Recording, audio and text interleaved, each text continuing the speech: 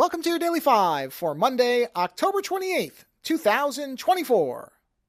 Multiple individuals linked over a Verge article about some comments by a couple of Adobe executives, David Wadhwani and Alexandru Kostin. I'm probably mispronouncing both those names. Apologies.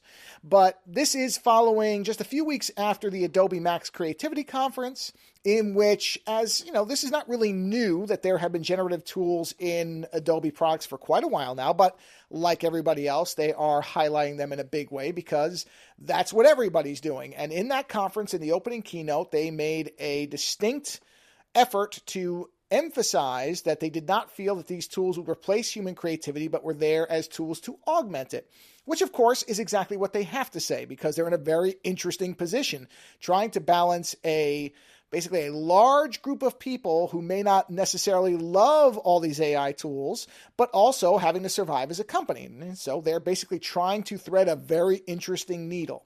And I watched the keynote, and I'll have more to say on that in probably a special episode on it. But for now, I'll just say, I thought the keynote handled it pretty well, as Adobe has been trying to handle it pretty well for a while now. Again, it's not easy. This is by no means a simple thing to do, especially a company like Adobe, which, you know, it has its love it or hate it people anyway, but then you stack the AI hatred and idealism on top of that, and it's a tough place to be. But I thought that they said the right things, whether they mean them or not, of course. Like any large corporation, you have to decide that for yourself. But they positioned themselves, I thought, fairly well in the keynote. And then a bunch of people got very upset about these comments by these two executives because what they essentially came down to, there's really two parts to it. One part was that they were asked whether they were going to offer any of their products that had no AI tools in them whatsoever. Which, let's just take that one. That's a nonsensical thing to expect them to do right from the get-go.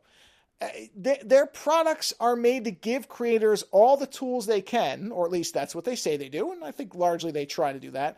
And so to simply blank out a group of tools because a certain segment of your constituency doesn't like them, that I don't think makes any sense. They make it optional when you use these things. Certainly they try to promote them and make you use them, but there's nothing that you can't do with any of the major tools that I'm aware of that force you to use any of these AI tools. So the idea that they should make a separate line of products that don't have them at all, I just don't know what galaxy you're in if you think that's realistic. It isn't.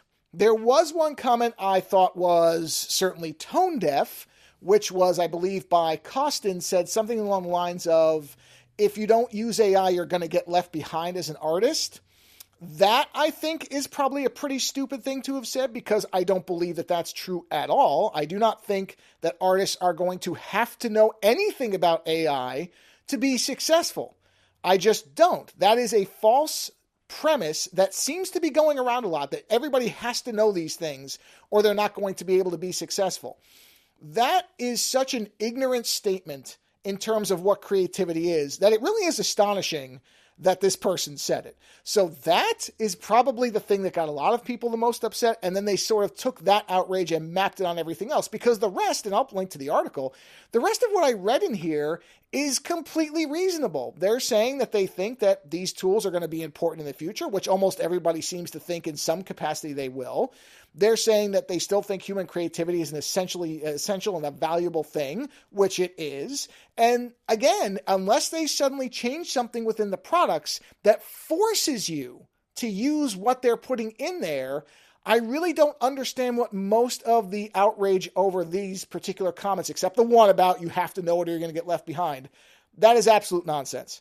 Again, I keep hearing that. It is not true. Somebody says that to you, stop listening to them. It is not the case, at least not in the way that most people frame it. Are a lot of tools that we use for adjustments and things now probably AI powered in some way? Well, that may be true. There is definitely a discussion to be had around that. But the idea that because you don't know how to use Firefly, for example, that you're going to lose out on jobs, I don't believe that's rooted in any type of actual reality. No factual type of demonstration is going to convince me of that, because I've seen nothing that indicates that.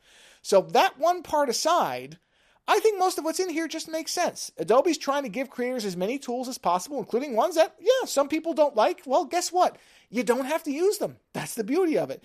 Until that changes, and I don't see any sign it will anytime soon, I don't know what people are so upset about. Later.